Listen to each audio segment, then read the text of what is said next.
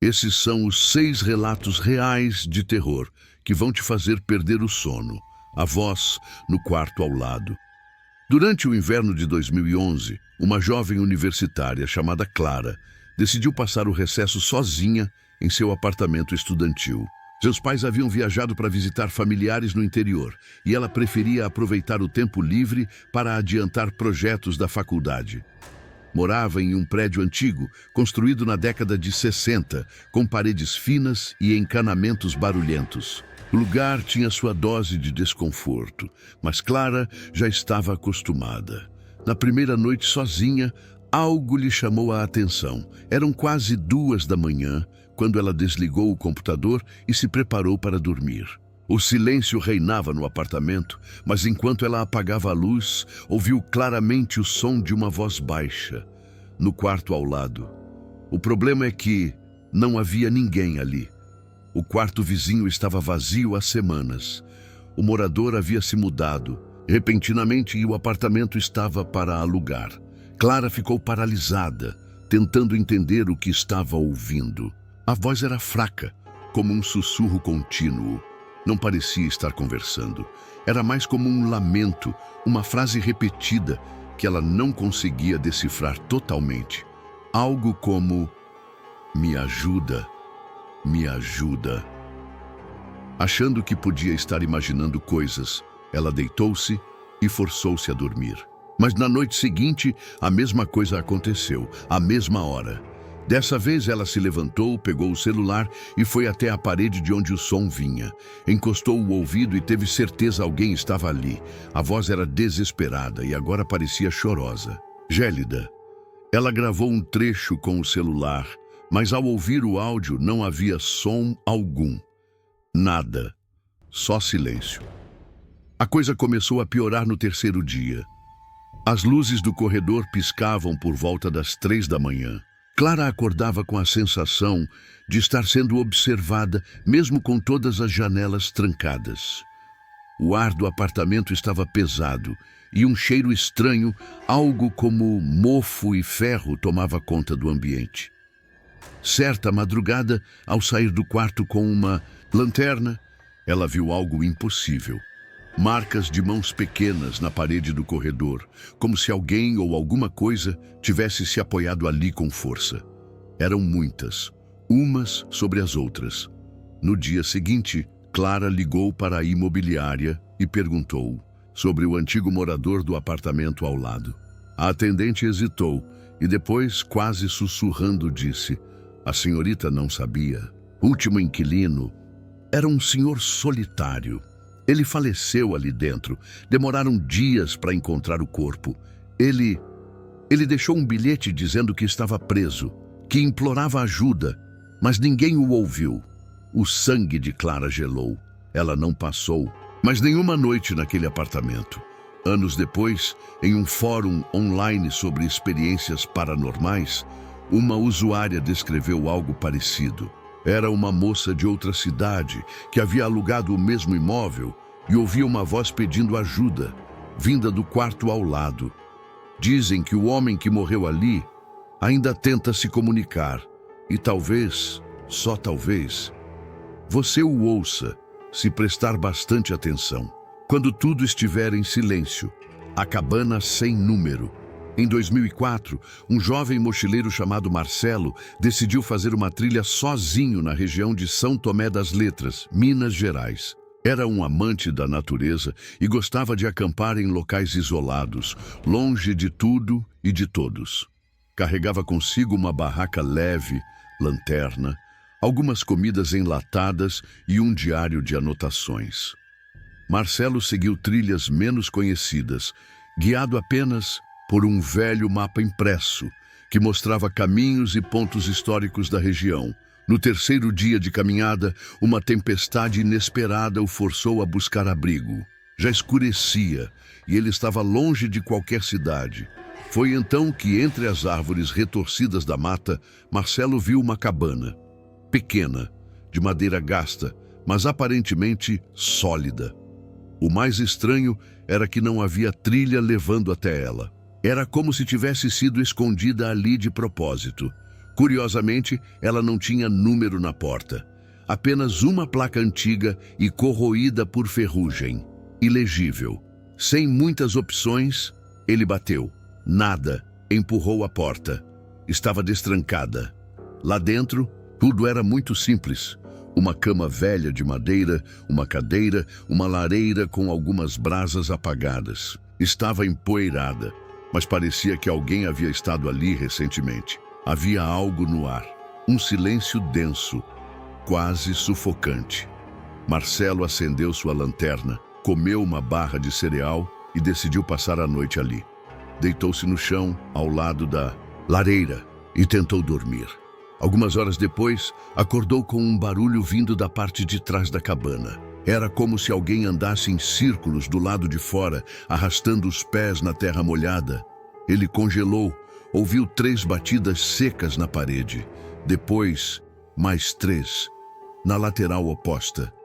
Alguém estava rodeando a cabana, mas quando ele espiou pela janela, nada. Só mata fechada. A noite foi longa. Na manhã seguinte, Marcelo decidiu sair imediatamente dali.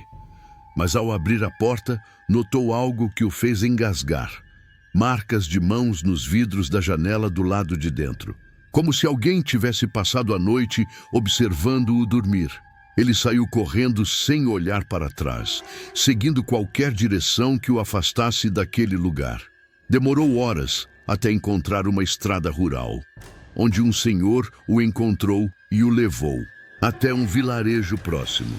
Marcelo contou o que havia vivido. O senhor, pálido, respondeu: "Meu filho, essa cabana foi demolida em 1987.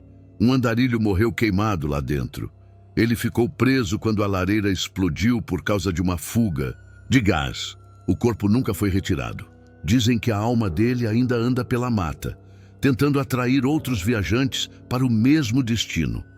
Marcelo ficou em silêncio. Mas algo nunca mais o deixou em paz. O diário que carregava na mochila com suas anotações de viagem agora tinha uma página a mais, uma escrita que não era dele. Letra trêmula, quase apagada. "Me aqueça. Estou com frio. Volte. O amigo imaginário." Em 1998, uma mãe solteira chamada Patrícia se mudou com seu filho de 5 anos, Lucas, para uma casa simples no interior do Paraná. Era uma construção antiga, com um jardim mal cuidado nos fundos e um porão úmido que exalava um cheiro forte de madeira podre e terra molhada. Logo nas primeiras semanas, Lucas começou a agir de forma estranha. Passava horas conversando sozinho, sentado no chão do quarto. Dizia que estava brincando com seu novo amigo imaginário, que ele mesmo batizou de Zeca. A princípio, Patrícia achou adorável. Era comum crianças daquela idade criarem mundos e personagens próprios. Mas algo no tom de Lucas era diferente. Ele falava como se realmente acreditasse que Zeca estava ali. E não apenas isso dizia que ele morava embaixo da casa. "Mãe, o Zeca me contou uma coisa feia hoje. Disse que já morou aqui antes e que ninguém escutava ele gritar." Patrícia gelou. Com o passar dos dias, os episódios começaram a se intensificar. Lucas acordava gritando durante a madrugada com marcas vermelhas nos braços. Quando questionado, ele dizia: "Foi o Zeca. Ele se irrita quando eu não brinco." Uma noite, Patrícia ouviu passos correndo no corredor. Achou que era Lucas, mas ao checar, o menino dormia profundamente. Ao voltar para seu quarto, ela notou algo que a fez parar. Um dos brinquedos do filho estava no chão, de frente para a porta, com os olhos de vidro voltados diretamente para ela. A expressão parecia diferente, mais viva, mais intencional. Desesperada, ela resolveu procurar informações sobre a casa. Descobriu, em arquivos antigos da cidade, que a residência havia sido cenário de um caso trágico. Na década de 60, uma família morava ali com um garoto de 6 anos chamado Ezequiel, apelido Zeca. O menino desapareceu misteriosamente. Buscas foram feitas, mas nunca encontraram o corpo. A única pista Era uma escavação irregular no porão da casa, tampada às pressas com tábuas e cimento. No mesmo dia, Patrícia quebrou o cadeado do porão, desceu com uma lanterna tremendo nas mãos. E ali, num canto escuro sob uma tábua, solta, encontrou algo que mudaria sua vida para sempre, um ursinho de pelúcia corroído pelo tempo, e ao lado dele, um pequeno osso infantil. Ela saiu da casa com Lucas naquela mesma noite. Mesmo depois de anos, Lucas ainda se lembra vagamente de Zeca. Quando perguntam, ele só responde: ele não era meu amigo, ele só queria que alguém ficasse lá com ele. O Homem do Espelho. Juliana, uma jovem arquiteta de 29 anos, sempre foi uma mulher cética. Não acreditava em histórias de fantasmas, espíritos ou qualquer coisa do tipo. Trabalhava muito, morava sozinha e, à noite, gostava de tomar um banho quente e se olhar no espelho do banheiro enquanto escovava os dentes, refletindo sobre o dia. Tudo mudou numa noite comum. Ela havia chegado tarde do trabalho, tomou banho e se posicionou em frente ao espelho. Enquanto escovava os dentes distraidamente, algo a fez parar. Um detalhe, uma falha sutil, seu reflexo não acompanhava exatamente seus movimentos. Era como se houvesse um atraso de milésimos de segundo, pequeno, mas perceptível. Ela pensou estar cansada demais. Lavou o rosto, piscou algumas vezes, voltou a encarar o espelho. Dessa vez, tudo normal, até que, ao virar-se para sair, viu pelo canto do olho o reflexo continuar a olhá-la. Ela voltou rapidamente a encarar o espelho. Tudo parecia no lugar. Seu reflexo estava lá, imóvel, mas o ambiente agora parecia diferente. O reflexo do banheiro atrás dela estava levemente alterado. A toalha no espelho estava de outra cor. Um frasco de shampoo que ela não usava aparecia refletido na prateleira. Aquilo não fazia sentido. Nos dias seguintes, Juliana começou a sentir uma presença estranha em casa. Sempre que passava pelo espelho, tinha a sensação de estar sendo observada, mas não de fora, de dentro. Certa noite, colocou o celular para gravar em frente ao espelho enquanto dormia, posicionado para pegar o reflexo do quarto. Na manhã seguinte, ao assistir ao vídeo, percebeu algo que a fez derrubar o telefone. Às 3h17 da madrugada, o espelho refletia uma figura de pé ao lado da cama. No quarto real, não havia nada. Desesperada, Juliana cobriu o espelho com um lençol e tentou ignorar, mas a coisa parecia não aceitar ser ignorada. Portas começaram a bater sozinhas. Vozes indistintas ecoavam de dentro do banheiro. Às vezes, ela acordava e o lençol que cobria o espelho estava no chão dobrado cuidadosamente. Ela procurou ajuda espiritual, fez orações, limpou a casa com sal grosso, água benta, tudo o que sugeriam. Um médium que visitou o local foi direto ao ponto. Esse espelho não é um espelho comum. Ele foi feito para refletir o outro lado. Alguém ou alguma coisa está do outro lado esperando que você cruze o olhar de novo. Sem pensar duas vezes, Juliana retirou o espelho da parede e jogou fora. Mas o final não é o que você espera. 2 semanas depois, ao visitar uma loja de decoração em outro bairro, ela passou por acaso por um enorme espelho exposto na vitrine. E ao se ver refletida, seus olhos congelaram. O reflexo dela sorriu primeiro e, de fundo, ela jurou ver o frasco de shampoo antigo na prateleira. A Mulher da Curva, 42. Era 2010, quando Eduardo, caminhoneiro experiente, foi contratado para fazer uma entrega durante a madrugada, cruzando uma longa estrada no interior de Goiás. Era um trajeto que ele já conhecia bem, mas algo naquela noite estava diferente. O céu estava mais escuro que o normal, sem lua, sem estrelas, e o rádio do caminhão insistia em falhar, pegando apenas estática, mesmo nas estações locais. Por volta das 2h da manhã, ele se aproximou de uma parte conhecida da estrada chamada Curva 42. Um trecho perigoso, com muitas árvores ao redor e histórico de acidentes. Foi ali que ele viu ela, à beira da estrada, uma mulher de vestido branco completamente molhada, acenava com os braços, pedindo carona. Eduardo freou o caminhão por instinto. Ela se aproximou lentamente, cabelos escorridos na face, e sussurrou: "Você pode me deixar mais à frente? Minha casa é logo depois da curva." A voz era calma, mas havia algo apagado nela. Ele hesitou, mas abriu a porta. Durante o trajeto, ela permaneceu em silêncio, encarando o painel. Eduardo tentou puxar assunto. Perguntou seu nome, de onde vinha. A única coisa que ela respondeu foi: "Eu sempre volto para casa, mesmo que me esqueçam."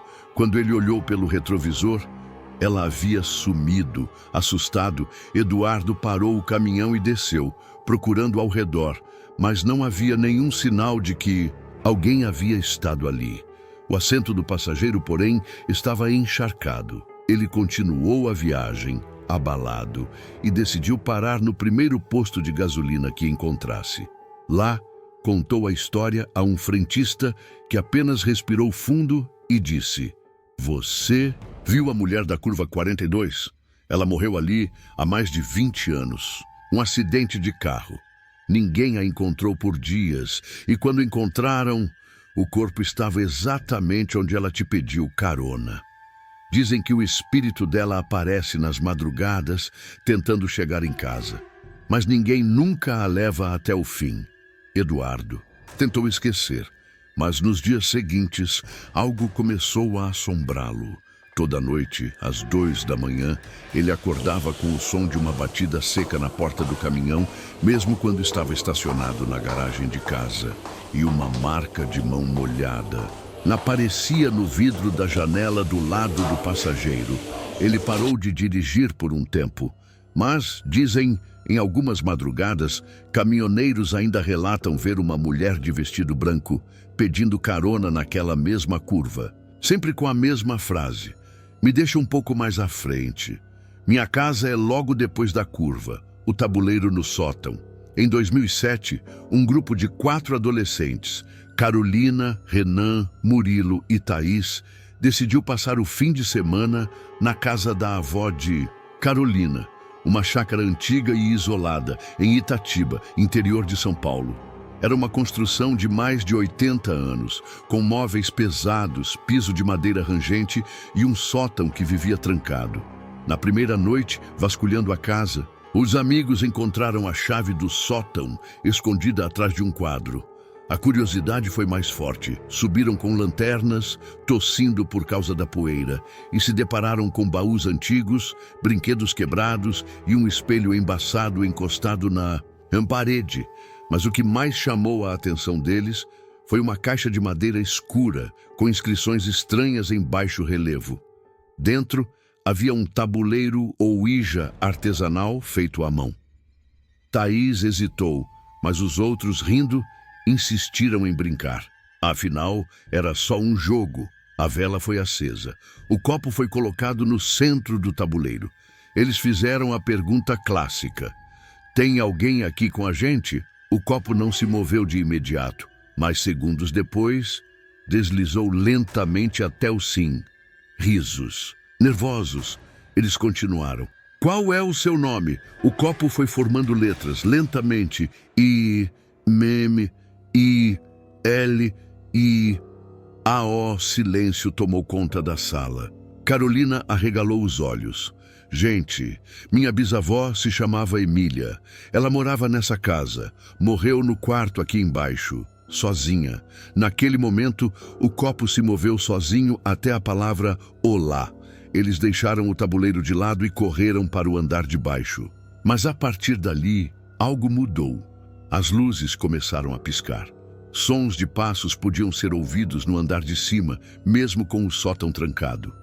Às 3h da manhã, Renan acordou com a porta do quarto abrindo sozinha e viu uma sombra parada no corredor, imóvel. Na manhã seguinte, tentaram jogar o tabuleiro fora, mas ele reaparecia sempre no mesmo lugar, intacto.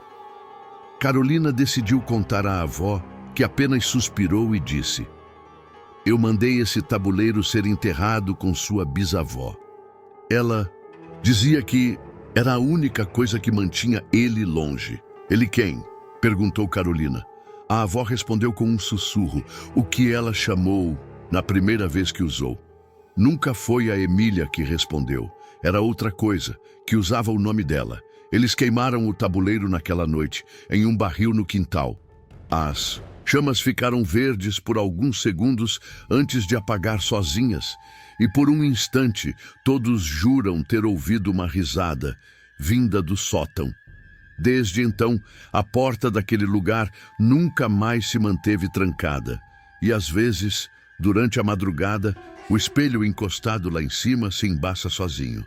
Por dentro, se gostou do vídeo, se inscreva no canal para você não perder nenhum vídeo.